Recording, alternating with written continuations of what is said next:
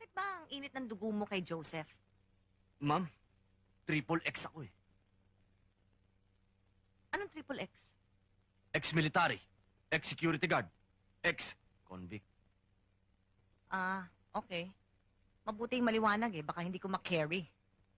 Ma'am, lahat ng klase ng tao, nakasama ko na sa bilibid.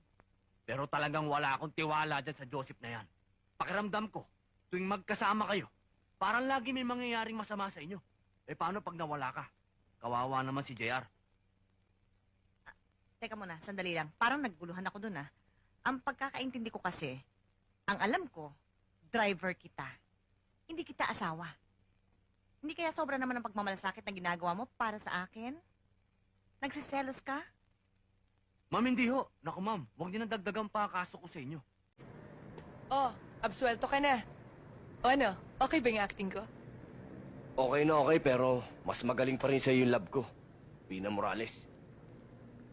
Nako, sabihin mo na kung anong gusto mong sabihin. Mas magaling na siya sa akin.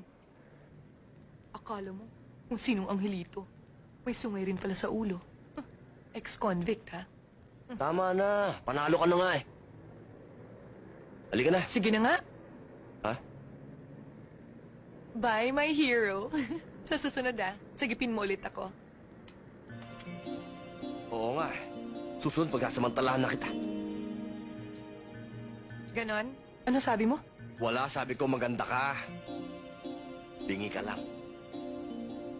Ano? Ang sabi ko maganda ka. Akala ko kasi sabi mo bingi ako. Halika na. Mamamatay tao na. Gentleman ka. Ba, magandang loob nga ng insulto naman. Sorry.